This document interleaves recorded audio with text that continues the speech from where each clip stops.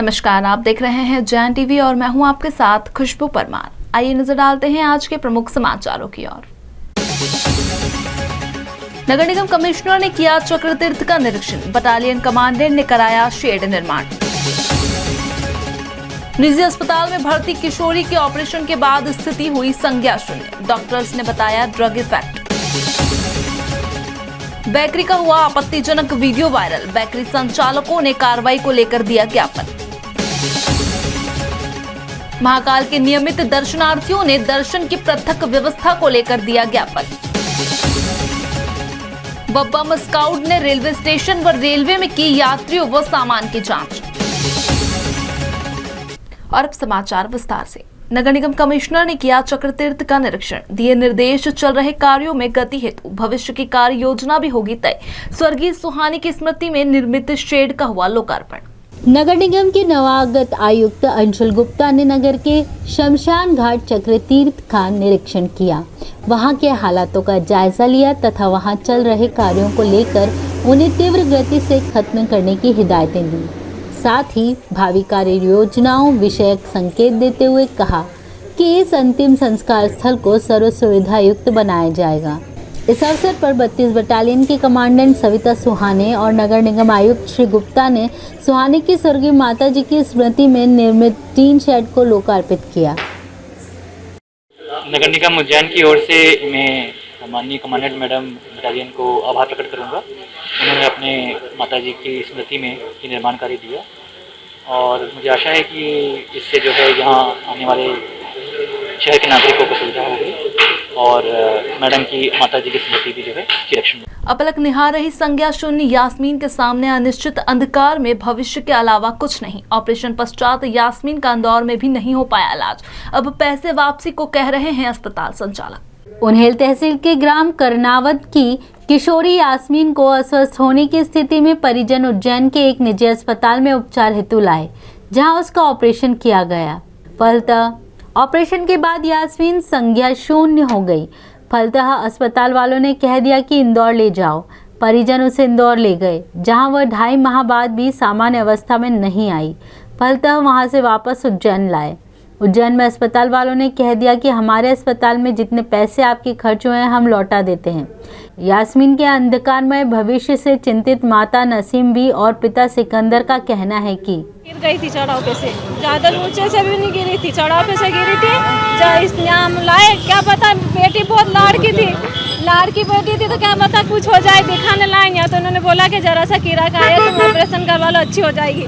तो हमने मांग तो उनके पैसे की व्यवस्था करी और लाए हम यहाँ पे और एडमिट कर लिया इन्होंने ना। 3 दिन से रखी इसको अच्छी बढ़िया बेड पे, लेटरिन बाथरूम करने जा रही, खाना खाया, सब कुछ उसने नहीं ऑपरेशन में ले गए इसको ने इधर राइट साइड में नले डाल दी और मुंह पर डाल के ना वहाँ पलंग पे पटक दी, हाथ बांध दिए, पैर बांध दिए। मैंने बोले कि कुछ नहीं हुआ है, अंदर हम ले गए थे इसको तो ये घबरा गई है ना, इसको इंजेक्शन रिएक्शन हो गया इसको तो सुबह तक अच्छी बढ़िया हो जाएगी। मैं रात भर रोती फिरती रही हैं और सुबह 7 बजे न्यू बोले कि इसको है नहीं इंजेक्शन रिएक्शन हो गया है, थोड़ा दिमाग पे हो गया, तुम दूसरी जगह दिखा लो। तो हम समझे नहीं और सुबह बोल जाए इसको कहीं दिमाग के डॉक्टर को बता दो ये बच्ची नॉर्मल है और कहीं भी ले जाओ, कोई घबराने वाली बात नहीं। झूठ बोल के हमें यहाँ से निकाल दिया और ऐसी स्थिति हो गई, बच्ची कोमे जैसी स्थिति आज उसकी। 2-2.5 महीने से मैं इंदौर एम्बाई में पड़ा था लेके और आज यहाँ लेके आना पड़ा मुझे वापस। डॉक्टरों ने छुट्टी कर दी, अब कब तक रखेंगे वो भी वहाँ। क्या स्थिति अब? स्थिति कुछ भी नहीं, कुछ समझती नहीं, बस आंखें फाड़ के देखती है और कुछ भी नहीं है। और पुलिस वालों ने क्या जवाब दिया? अभी डॉक्टरों से बात पुलिस वाले ने बोल रहे हैं कि ये जो डॉक्टर बोले वहाँ पहुँचा तो मैं ऐसे तो नहीं पहुँचाऊँगा, कहीं भी ये रिस्क लेंगे। अगर रास्ते में कुछ हो गया बच्ची को तो इनके हॉस्पिटल वाले की जवाबदारी रहेगी, बच्ची को कहीं भी पहुँचाएंगे तो। अगर उदयपुर पहुँचा, अगर बस से या गाड़ी से पहुँचाएंगे तो 5 का लालच दिया होगी। और मेरे को परसों पहले दिन मैंने सर से बोला आप कुछ तो करो सर मेरी बच्ची को, तो मैं कुछ नहीं कर सकता हूँ, 1 लाख रुपये दे सकता हूँ, कुछ तो केस कर सर। वहीं मामले की जांच कर रहे आईपीएस विनोद कुमार मीणा ने बताया, मामले की जानकारी की वजह हमने तहकीकात की तो हमको पता चला कि एक बच्ची है जिसकी अचानक तबीयत ख़राब हो गई यहाँ पे, तो उसको स्पाइन इंजरी थी तो उसके कारण तबीयत ख़राब हो गई। तो यहाँ पे क्योंकि उसका इलाज नहीं हो पाता है, क्योंकि ये इतना बड़ा हॉस्पिटल नहीं है, तो उसको हॉस्पिटल द्वारा रेफ़र करने की बात हुई है कि उसको हाई स्पेशलिटी न्यूरोलॉजिकल हॉस्पिटल के अंदर रेफ़र किया जाएगा। तो इसीलिए बस उसको भी रेफ़र करेंगे हम, तो बस यही मामला है। सर 2 महीने पहले इसका ऑपरेशन यहीं पे किया गया था, जिसके बाद ही बच्ची की हालत बिगड़ी है, तो क्या हॉस्पिटल पे भी एफआईआर की जाएगी? देखिए, डॉक्टर से बात की मैंने, उस हिसाब से डॉक्टर लोगों का कहना है कि भाई वो ड्रग एलर्जी उनको हुई थी जिसके कारण ऐसा हुआ है। बाकी क्या मामला उसकी तो हम इन्वेस्टिगेट करेंगे, उसके बाद अगर कुछ ऐसे तथ्य पाए जाते हैं तो जरूर कार्रवाई होगी इसके ऊपर। आपत्तिजनक वीडियो के वायरल होने पर बेकरी संचालकों ने संबंधित व्यक्ति पर यथाशीघ्र आवश्यक कार्रवाई करने को लेकर एसपी और एएसपी को ज्ञापन सौंपा।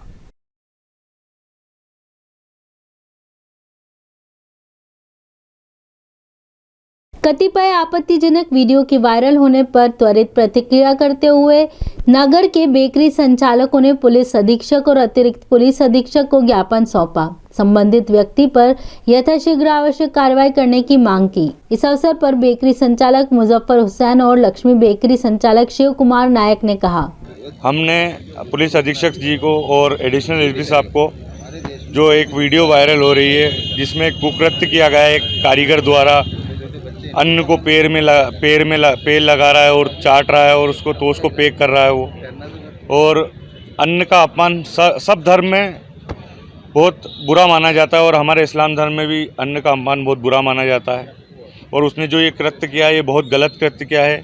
हमने एडिशनल एसपी साहब से और अधीक्षक महोदय जी से ये मांग की है कि जल्द से जल्द जो भी अपराधी है इनको ढूंढा जाए जिन्होंने ये कुकृत्य किया है। उज्जैन एक धार्मिक नगरी है और यहाँ पर सब समाज के लोग पूर्ण रूप से एकता के साथ रहते हैं, और ये जो गलत वीडियो जो दिखा रहे हैं, कुछ लोगों ने उसको गलत उसका करा है, उनके ऊपर सख्त कार्रवाई की जाए, हम यही चाहते हैं। महाकालेश्वर के सेना नायक काल भैरव की सवारी कोरोना गाइडलाइन के निर्देशानुसार प्रतीकात्मक रूप से मंदिर परिसर में ही निकाली गई।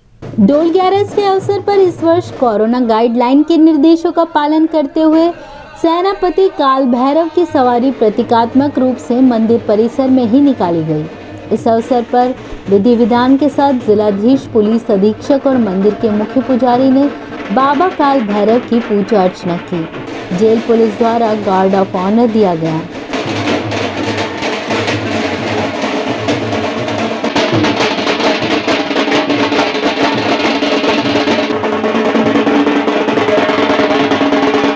बाबा काल भैरव जी को सलामी देगी, सलामी शस्त्र। कलेक्टर आशीष सिंह ने अपने भाव कुछ यूं व्यक्त किए। कोरोना की गाइडलाइंस का निर्वहन करते हुए डोल 11 पे बाबा काल भैरव की जो सवारी निकाली गई है वो गेट तक सांकेतिक रूप से निकाली गई है। उसको विधिवत पूजन अर्चन के बाद में हमारे द्वारा पालकी को कंधा दिया गया है। आगे की जो परंपरा का निर्वहन चरण पादुका के द्वारा किया जाएगा। मंदिर पुजारी संजय चतुर्वेदी ने बताया, आज जो है डोल 11 से सारे विश्व में, भारत में डोल 11 का बड़ा उत्सव मनाया जाता है। डोल बजते हैं, नई शुरुआत होती है। भगवान काल भैरव के यहाँ पर शुरू से ही एक परंपरा बनी हुई है कि डोल 11 के समय भगवान काल भैरव जी महाकाल जी की सवारी के बाद में एक बार नगर भ्रमण पर निकलते हैं, और जो लोग महाकाल जी को अपना आशीर्वाद नहीं ले पाते हैं या उनको जो दरख्वास्त नहीं लगा पाते हैं वो सेनापति के रूप में लगती है। इसलिए महाकाल जी की सवारी के बाद में भगवान काल भैरव जी की सवारी का महत्व है।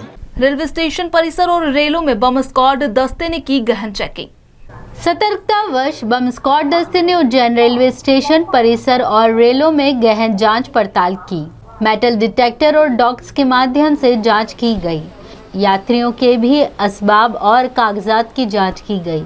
जांच कार्यवाही का ब्यौरा देते हुए बम स्क्वाड प्रभारी महेंद्र शर्मा ने बताया, उज्जैन हमारी धार्मिक नगरी है और आगामी त्योहारों को देखते हुए विजिलेंस टीम वैसे समय समय पर हमेशा चेक करती है, लगातार चेक करती रहती है, लेकिन आगामी त्योहारों को देखते हुए और हाई अलर्ट को देखते हुए उज्जैन स्टेशन की विजिलेंस टीम द्वारा आज चेकिंग की गई।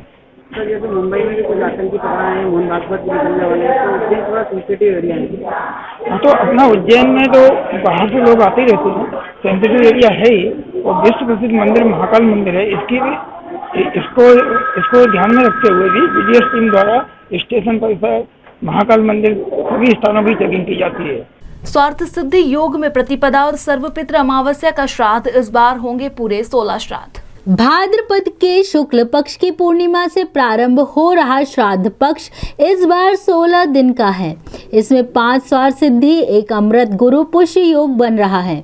यह जानकारी देते हुए पंडित अमर डब्बेवाला ने कहा, श्राद्ध पक्ष में गयाकोट, सिद्धवट और रामघाट का पौराणिक महत्व है। यहाँ पर पितृकर्म करने से विशेष लाभ की प्राप्ति होती है। यदि ग्रह नक्षत्र की बात करें तो ग्रहों के कुछ योग ऐसे हैं जिसके अंतर्गत गणना के आधार पर या ग्रह गोचर के आधार पर यह तकरीबन 100 साल बाद इस प्रकार के योगों में आ रहे हैं। एक विशेषता यह भी है कि प्रतिपदा से आरंभ होने वाला अश्विन कृष्ण पक्ष अमावस्या पर्यंत अलग अलग प्रकार के योगों से आच्छादित है। यह भी कहा जा सकता है कि प्रतिपदा को सर्वार्थ सिद्धि योग है और अमावस्या बुधवार के दिन होने से सर्वार्थ सिद्धि योग बना है। साथ ही बुधवार के साथ हस्त नक्षत्र का योग भी सर्वार्थ सिद्धि की पुष्टि करता है।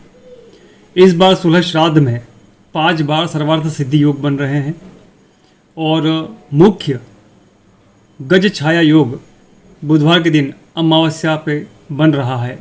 राष्ट्रीय पक्षी मोर पर एक श्वान ने हमला कर दिया। घायल मोर को दिया गया उपचार। थोड़ा स्वास्थ्य संभलने के बाद अचानक हुई मोर की मौत।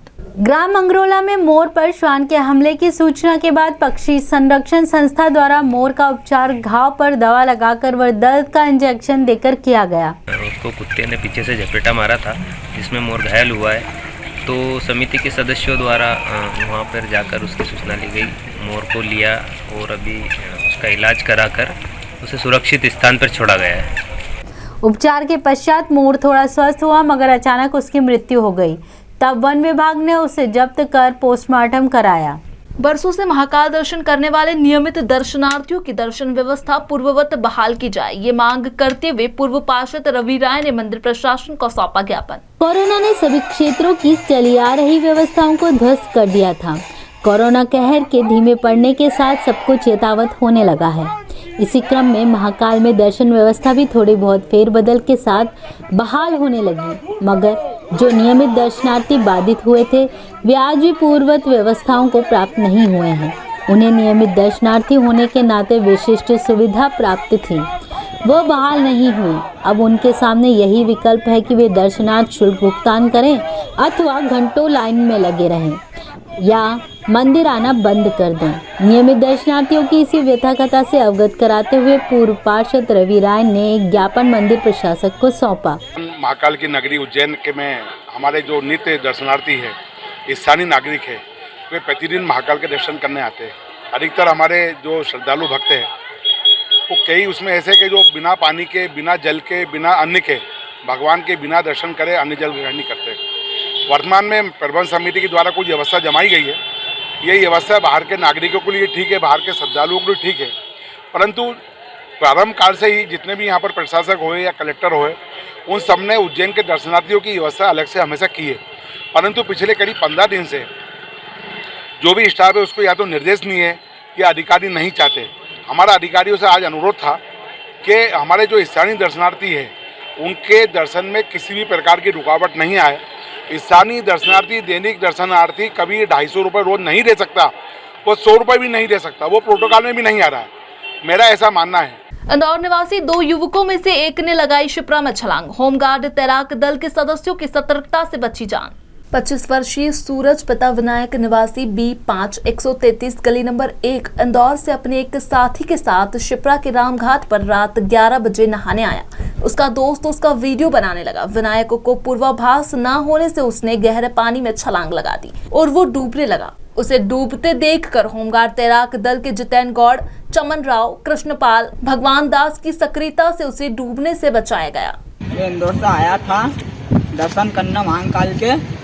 मैंने सोचा था नदी में नहा लूं, वो पानी ज़्यादा घिरा हुआ था, मुझे मालूम नहीं था, मैं डूबने वाला था। तो ये सर उनने मेरे को बचाया है यहाँ से, तो इनकी दुआ से मैं बच गया हूँ आज। 84 महादेव यात्रा में आज कीजिए रेवंतेश्वर महादेव के दर्शन और जानिए उनकी गाथा, जो कार्तिक चौक में स्थित होकर इस श्रृंखला में अपना 56वां स्थान रखते हैं।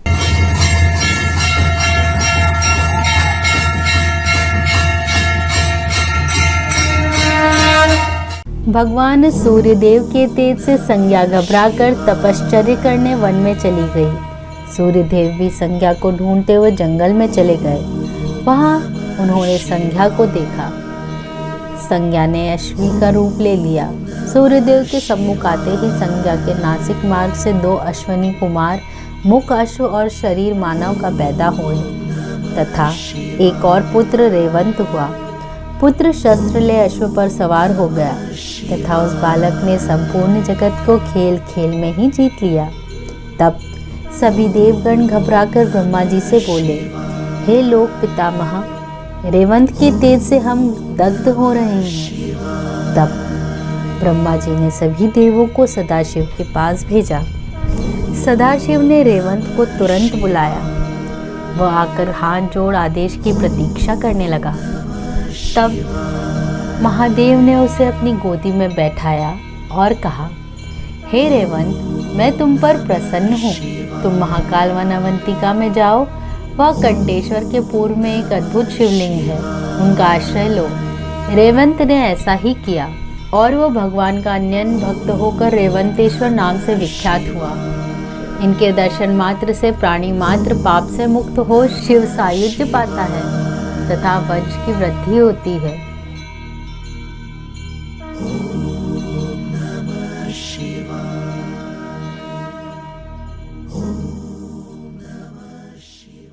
इसी के साथ आगे चलते हैं वेधशाला से प्राप्त मौसम के आंकड़ों की ओर।